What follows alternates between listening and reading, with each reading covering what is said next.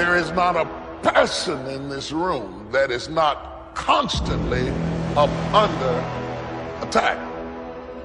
No matter how blessed you've been, no matter how successful, no matter how accomplished, no matter how healthy, no matter how fruitful you are, somewhere in your life, you are either being attacked or about to be attacked in some area of your life. What is it that will make it worth it for you to face the rejections?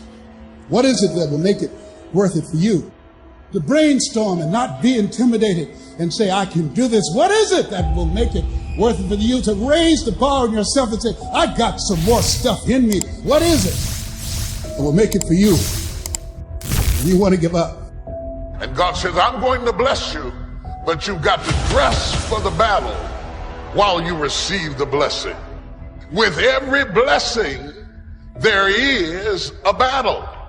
I would venture to say the greater the blessing, the greater the battle. The enemy would not send that level of battle against you if there were not that level of blessing before you. The level of battle you face is an indication of the level of blessings that you stand to receive. No robber robs an empty house. Nobody holds up a bag lady because she doesn't have anything to steal. If you're up under attack, there's something to be gained.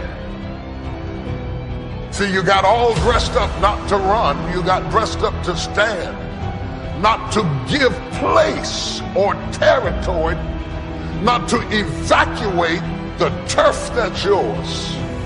And it's in these moments right now that so often we feel like backing down. Life ain't gonna be easy. Ain't nobody gonna hand you nothing. You still gotta go to work. You still gotta compete against everybody in your industry. Life's still gonna happen while you trying to blow up.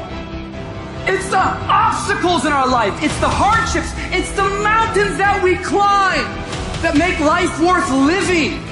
But the mountain's not supposed to stop you. Your mountain has the materials for your miracle. Just because you feel afraid doesn't mean you have to be afraid.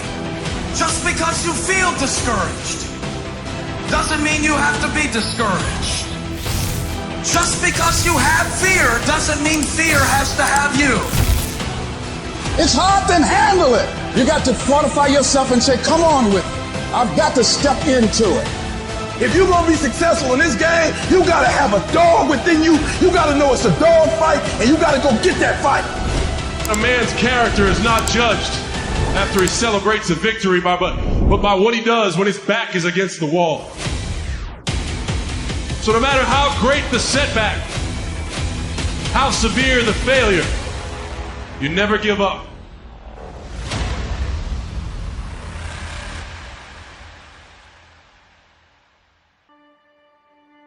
Grab and seize this opportunity like you've never seized anything in your life before to make something remarkable of it. Take advantage.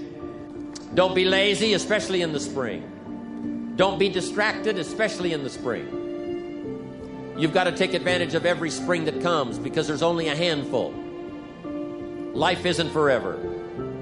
It finally comes to an end. One of the Beatles wrote, "All things must pass." The sunrise doesn't last all day. Spring doesn't last all summer. The sunset doesn't last all night. We all have periods of time, pieces of time. And when those pieces of time comes, what you've got to do is take advantage of each time that comes. At the longest, life is brief. At the longest, life is just a small period of time. So don't waste your springs. Don't waste the opportunity to talk to someone. Don't waste the opportunity to have a meeting. Don't waste the opportunity to come to Next Extravaganza. Don't waste the chance. Each spring that comes, take advantage of them because there's just a few. Don't let them all pass. Take advantage. Now here's number 3. In the course of the seasons, 1 is the winter, 2 is the spring, 3 is the summer. The summer's called challenging time. In the summer, we've got 2 things going for us. 1 is opportunity, but the other is to watch out for your enemies. Nourish your values in the spring. in the summer. Like a mother, nourish the values. Distributors you've got, make sure that they get plenty of nourishment from you, plenty of training from you, plenty of understanding from you. Don't be short, don't be careless. Give them your best like a mother would give the best to her child. Be like a mother in the summer and give the best you've got to everybody you can reach and everybody you can touch. It's called opportunity in the making. Be careful of those around you.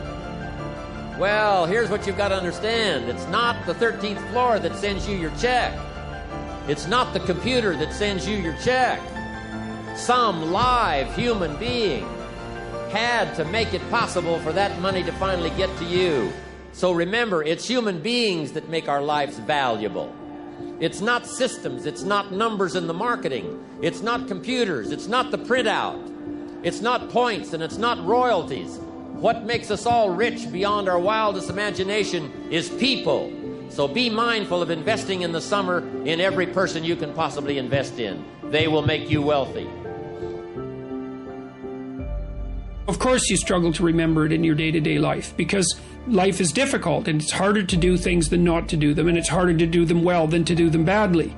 You know, and it's easy to sit around and be hopeless. I don't mean it's emotionally easy, because it's not, but it's procedurally easy to be useless and to fall back into your old habits and to not discipline yourself. And it's a matter of continual practice, slow continual practice. And I think a good example of that is something like weightlifting. You know, if you start a weightlifting program, which I would recommend, by the way, because it's tremendously advantageous physically and cognitively, you're not going to really see results for a number of weeks, and then the results are rather slow, but you can get pretty decent results over a 6-month period and absolutely stellar results over a couple of years. And so you have to make sure your time frame is right and not to be too hard on yourself. And I did mention the future authoring program earlier, and one of the things I would recommend too is if you're having a hard time implementing your decisions, say your ethical decisions, that you spend a bit more time thinking them through and writing them down. And the future authoring program is really helpful for that. That's why we designed it. And so get your goals straight and continue to practice every day. And if you're not succeeding, then make your goals slightly smaller. You want to make your goals large enough so that they challenge you, but small enough so that you have a reasonable probability of succeeding at them on a day-to-day basis. And then you have to also understand that if you fail on a given day, like let's say you're trying to quit smoking and you quit for 2 weeks, and then you have a cigarette and you think, oh my God, now I've screwed it up, I'm not quitting anymore. You smoke a whole pack of cigarettes. It's like, well, there's a couple of mistakes there.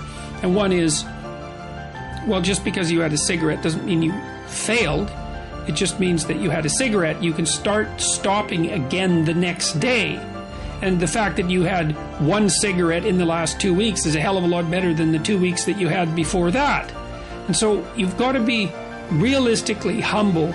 You've got to be ambitious enough in your goals so that you're pursuing something that you regard as truly meaningful and worthwhile.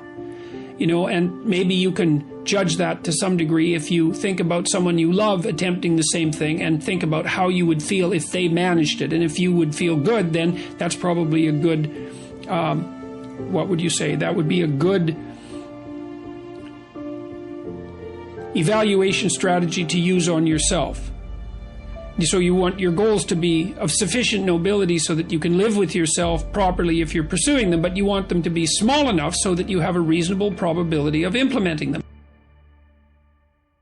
If you're having a discussion with someone and they're talking about things that don't have those characteristics, right, that they haven't made personal, then the conversation is almost never interesting.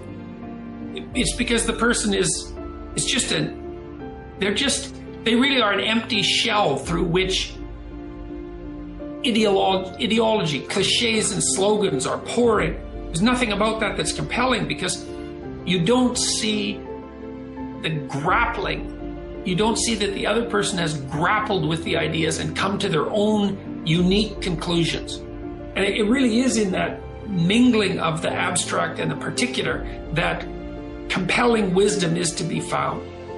And so that's and then concretely speaking, Well, there's ways of earning your knowledge, and part of that is reformulating it in your own words. That's thinking it through, right? And discussing it until you have it at hand. You can talk about it and you can generalize from it because you truly understand it. But a huge part of that is also putting it into practice and deriving your own conclusions as a consequence. And some of that can be done with debate. It's like, here's an idea I came across, and here's the idea, and here's what I think it means. And this is how I think it would change things if I put it into practice. This is how I understand this idea. And what do you think of that? Like, that's a good debate or discussion, you know? Because then the other person can say, well, I don't really agree with the way you formulated that, or I don't agree with your conclusions. And hopefully it's a real discussion and not just one-upmanship, you know, because that's a pretty dull game.